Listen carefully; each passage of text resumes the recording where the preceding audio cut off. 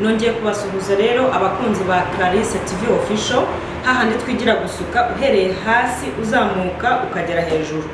Aka kanya rero n'ubundi twaje kubigisha, ariko noneho tugiye kubigisha ibisuko byitwa knotless. Nubwo twagiye tubyiga, ariko ibyo byose hari udupassword tutagiye dushyiramo, uyu munsi tugiye kubashyiriramo kugira ngo birusheho kuba byiza. Murakoze, reka dutangire. Mu by'ukuri rero murabona nk'uko bisanzwe nabanje kwitegurana ibikoresho, ariko mu by'ukuri ngiye kureba agasokozo kanjye nsanga ntabwo gasongoje, kandi ntabwo nagakoresha kadasongoje. Ubwo ni ukuvuga ngo ngomba kubanza kugasongoza kugira ngo mbone gutangira kugakoresha, kuko kagomba kuba ari agasokozo keza kandi gasongoje, nibwo gikabura. None ntabwo gasongoje, bivuga ngo nuzana agasokozo ugiye gutangira kugakoresha bushyashya, biragusaba kuzagasongoza. Uri kubona ukuntu nafashe umukasi, dore ukuntu umukasi uba umeze mu busanzwe, ariko noneho urawufata ukawugira gutya, ugafata uruhande rumwe ugahita utangira kugasongoza kugira ngo ubashe kugakoresha gaca umurongo neza.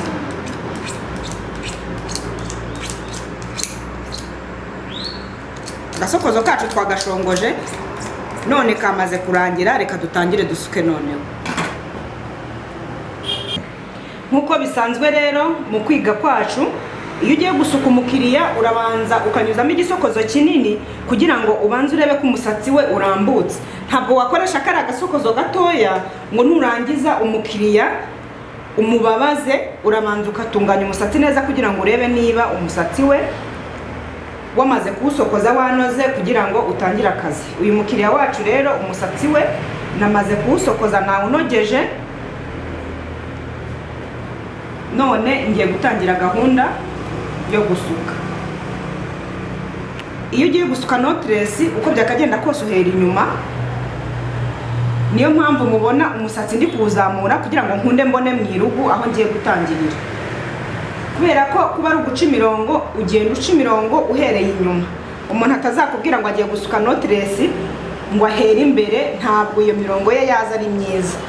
Rero aka kanya tugiye gusuka knotless, turahera inyuma. Aha rero noneho tugeze kuri ya gahunda yo gukoresha ka gasokozo kacu gatoya.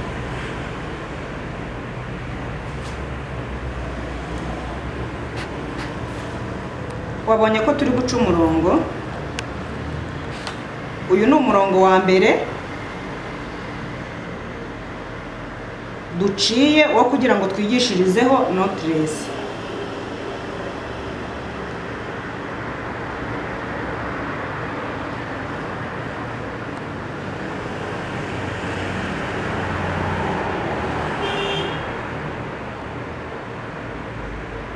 Ugomba kubanza gusuzuma mu mutwe w'umukiriya ukareba ese harimo amavuta, ese umusatsi urumagaye, kuko igihe cyose umusatsi wumagaye ntabwo igisuko kiba cyiza.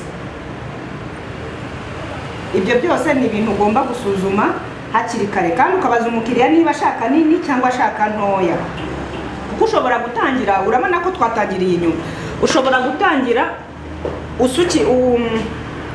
ushobora gutangira ugasuka ntoya kandi umukiriya wawe yashakaga nini. Bivuga ngo uba ugomba kubanza kumubaza se urashaka nini cyangwa urashaka ntoya. Ibyo byose bikaba ari ibigufasha kugira ngo wumvikane n'umukiriya, murinde murangizanya.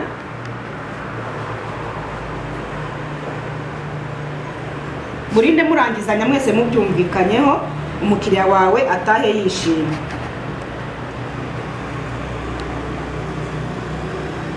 Aya ngaya ni amavuta ya gel muri kubona ndi gushyiramo, ariko bitavuga yuko nawe utayafite ushobora gusuka.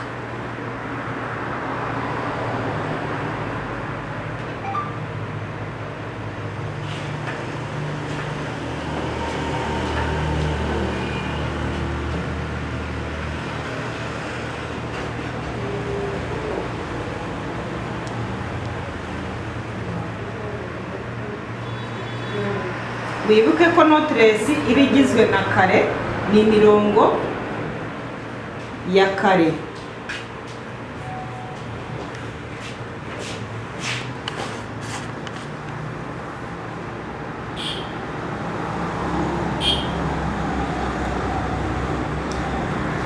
ni ukuvuga ngo noteresi abantu bayisuka bitandukanye, ariko jya aka kanya hari icyo ngiye kubereka. Iyo ugiye gusuka noteresi urabanza ugafata agasatsi muri twa tundi wabanje gukora. Mbibutse ko iyo ugiye gusuka noteresi urabanza ugakora menshi, kugira ngo, kubera ko ugenda ushyiraho kamwe kamwe ugenda wunga, rero ntabwo wavuga ngo utangiye umukiriya ngo urakora akantu kamwe kamwe. Urabanza ugakora menshi ukaziyegereza kugira ngo ubone uko utangira kwigisha, igihe utangira kwigisha cyangwa se utangira gusuka. Rero izanjye natangiye narangije kuzikora, ariko mfashe akamenshi kamwe ngakuyemo tubiri dutoya, uri kubibona, ngakuyemo tubiri dutoya kugira ngo nze kuza kuba ari two mbanzaho. Twatangiye gusuka, wibuke ko ari ukubanza agatuta k'inyabutatu hasi.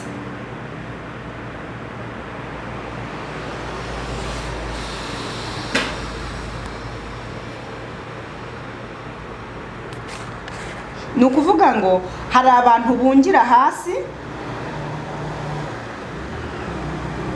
urabona ntabwo ngiye kure, ngiye guhita nunga, aribwo nari ntangiye agatuta. Ntabwo nkaretse ko abagatuta, ahubwo mpise ntangira nungira hasi. Nungishije twa tundi tubiri nashyize ku ruhande, mpise njya muri menshi zisanzwe nari nakoze, noneho nanone ntangiye kungaho. Wakungira hasi, wakungira hejuru, icy'ingenzi ni uko wunga urumenshi rukaba rwiza.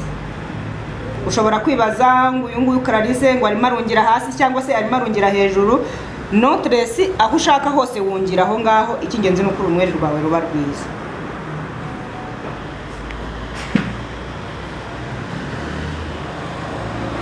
Urabona ruturuka hasi rusa n'urusongoje, rukagenda rubyibuha kubera ukuntu ugenda wungaho.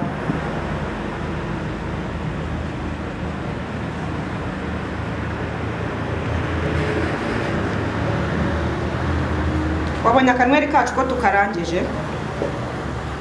Reka dukore uno murongo wo hasi. Aha ngaha ndi kubereka uburyo umuntu ashobora kunga yungiye hasi agitangira. Buri muntu wese agira uburyo akoramo ibintu, ariko kandi bikaba byiza. N'undi akagira uburyo bwe, ariko kandi byose bigahuriza hamwe kuba byiza. Aka kanweri kacu ka kabiri tugiye kugatangira, nako wabibonye yuko nakoze twa tundi tubiri two kugira ngo mbanzeho hasi. Nkuko nabibabwiye rero, hari igihe utangira urunweri ugahita utangira kungira hasi, ariko ndaza kubereka n'ubundi buryo umuntu ashobora gutangira atungiye hasi, kandi nabwo bukaba ni uburyo bwiza.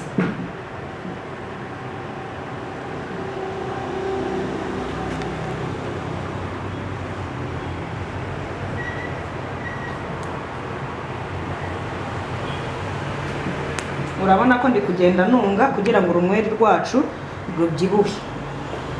Umukiriya wanjye yasabye urubyibushyemo gakeya, ntabwo rubyibushye cyane, ariko n'ubundi rurabyibushye. Urabona ko ndi kugenda nungaho kugira ngo nubahirize amasezerano nasezeranye n'umukiriya wanjye.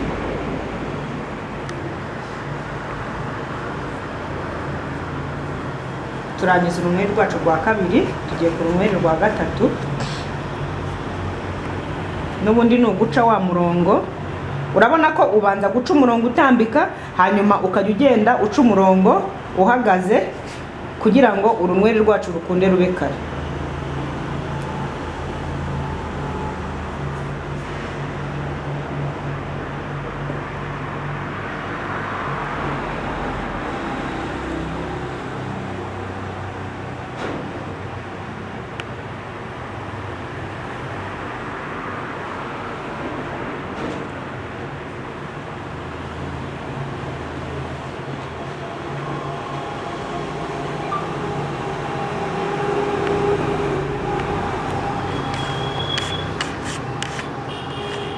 Turimo turungesha twa tundi dutoya, kandi tugahita twungira hasi.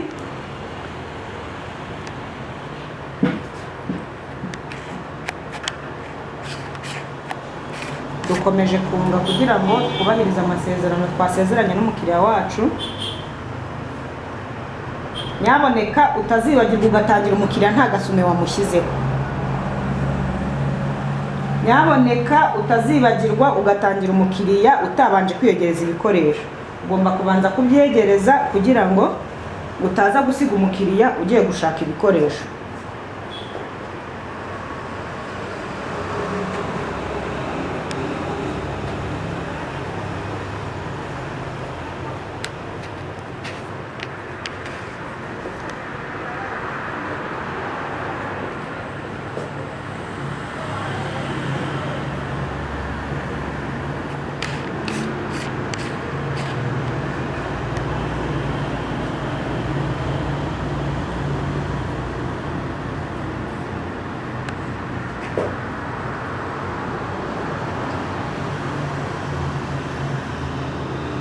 Aka ni ka kanweri ka nyuma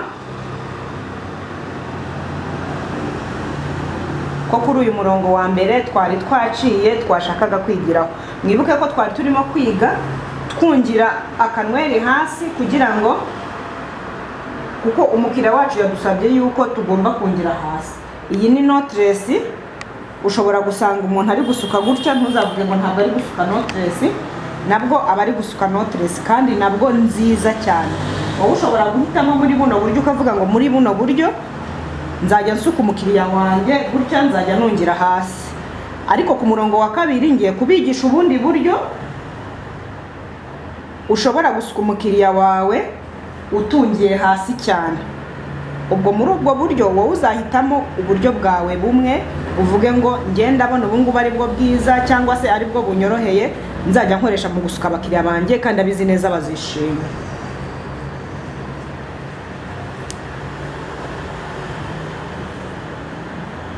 Mwabonye ko turangije umurongo wacu wa mbere. Hano murimo murabibona ndi gutangira ariko sinsoze. Mu by'ukuri mfite abantu bari bunsoreze kugira ngo nkunde umukiriya wanjye musuke vuba vuba asubire muri gahunda ze. Tugiye guca umurongo nanone wa kabiri.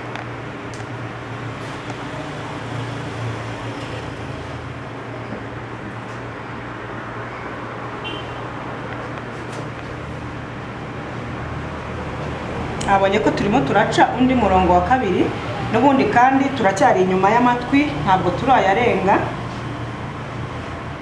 Igihe cyose utaciye imirongo neza n'igisuko ntabwo gishobora kuza gisa neza.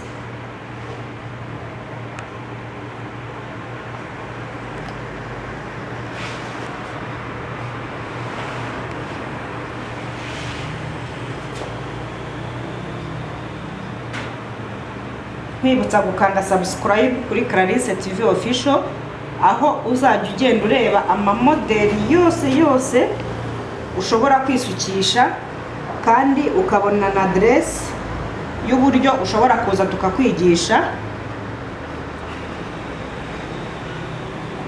Salo yacu yitwa Clarisse Light Salon Company Limited. Aho uzasanga iryo zina uzamenye yuko ari muri Light Salon, aho twigishiriza gusuka kandi tukanasuka neza.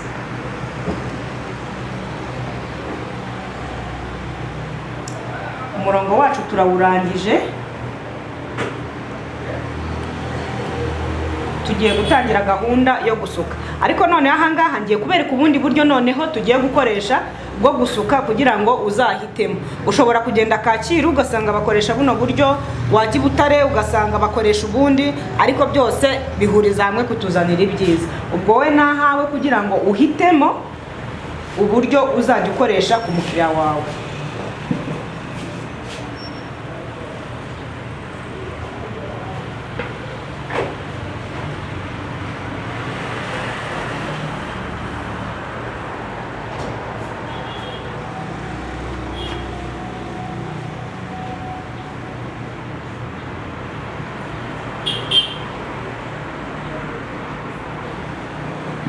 N'ubundi kandi ntabwo turi bwibagirwe gufata kaka menshi tukagacamo kabiri.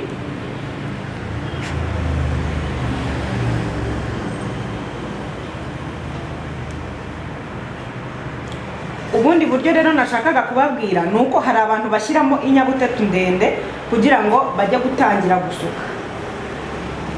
Nabwo nubukoresha ntuzagire ngo wakosheje, byose ni knotless, ariko ndakwigisha uburyo bwombi kugira ngo uzarebe uburyo ushobora guhitamo. Cya gihe twungiraga hasi, ariko noneho urabona hano sizemo akantu k'akanyabutatu karekare ntaratangira kunga. None ntangiye kunga ngeze hejuru, uri kubibona?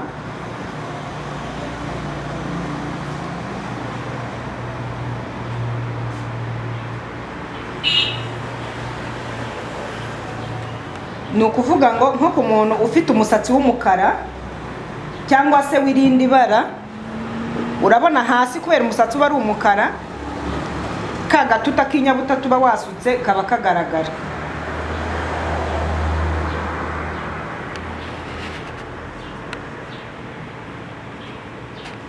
Urabona dukomeje kunga, ariko gahunda twakoresheje ku murongo wa mbere ntabwo ariyo dukoresheje ku murongo wa kabiri.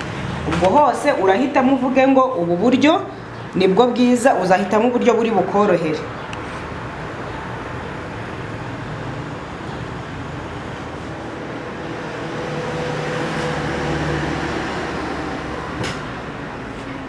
Urunweri rwacu turarurangije, tugiye ku rundi runweri rwa kabiri.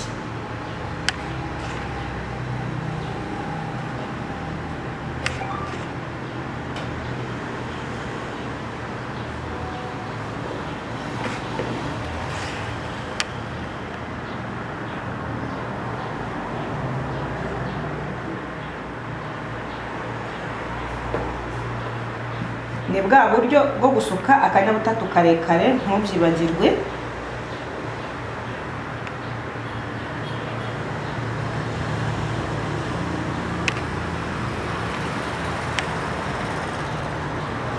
Urabona turagumye dusuka inyabutatu, mbere twahitaga twungira hasi, none dusutse akanyabutatu karekare.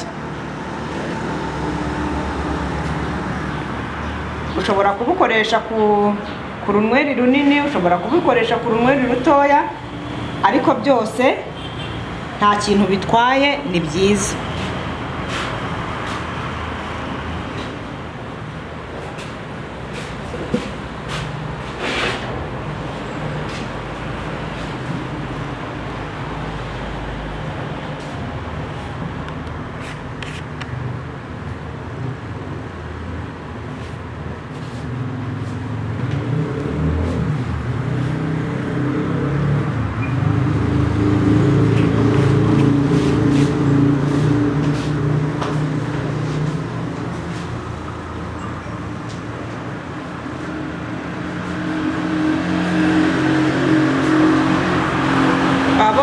Aha ni hahandi twabanje akanyabutatu, ahandi urabona twatangiye duhita twunga.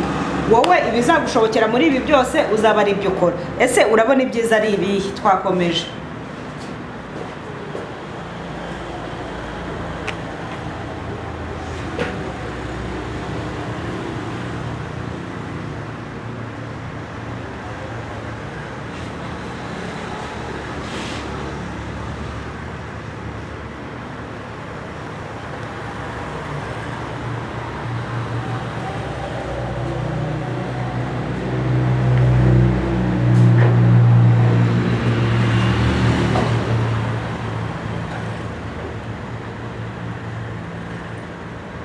Turakomeje na ya nyabutatu ndende.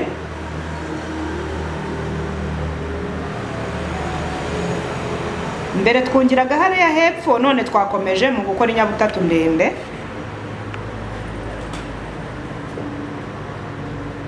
Wibuke ko umuntu abanzamo akameshi gatoya.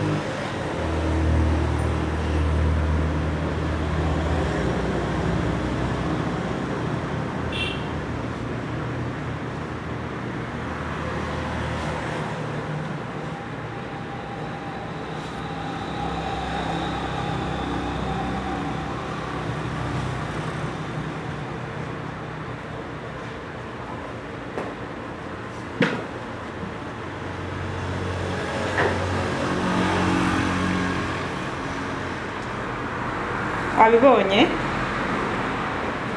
Umurongo wacu usigayemo inwere ebyiri.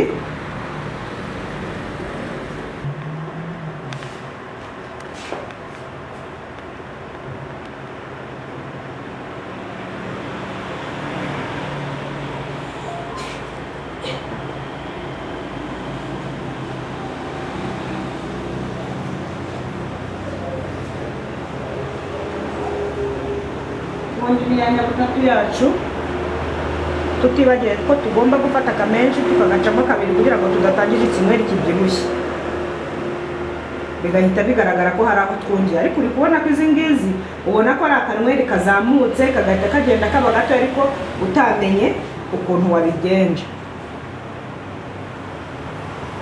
Wabonye ko ari nyabutatu turimo dusuka, twazamutse dutangiye kungira ruguru, duhise dushyiramo ka kamenshi kacu gato twateguye.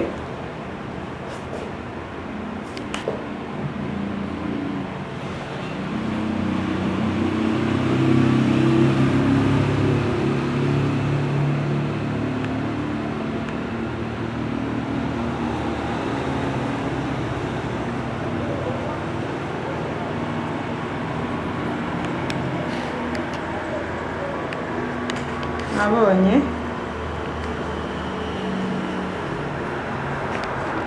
nkwibutsa ko wowe uri kuri Twige Gusuka ntabwo wakwigira ku runyweri rumwe cyangwa inywere ebyiri ngo uvuge ngo wize gusuka ngo urabizi, kuko nubwo uzi gusuka ntabwo wasuka umuntu ngo umurangize. Bisaba gufata umwanya ukagumya wiyigisha ugira vuba vuba kugira ngo uvuge ute se urunyweri ndurangije mu mwanya ungana iki, ese nakoresheje igihe kingana iki mu kugira ngo ndangize umukiriya. Ibyo byose biba bikenewe.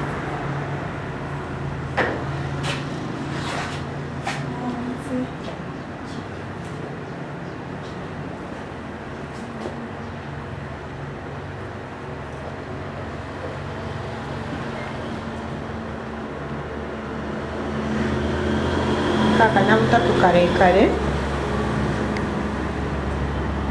ariko nkwibutse ko ushobora gutegura gukoresha aka kanyabutatu karekare kandi wenda ukazagera ku mukiriya wawe imbere afite umusatsi mukeya. Ibyo ari byo byose ntabwo wagumya gukoresha inyabutatu ndende kuko ntaho wakura umusatsi muremure uri bukoresha. Ibyo ari byo byose wiga ubundi buryo bwo kunga, ariko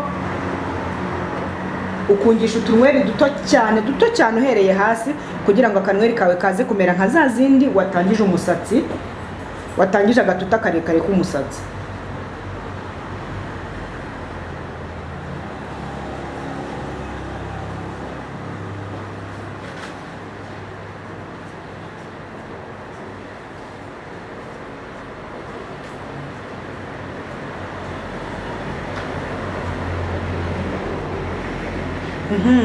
Twagiye,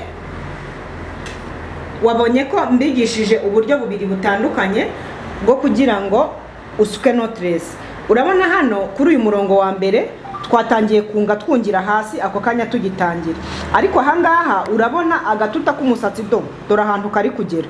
Bivuga ngo ni uburyo butandukanye.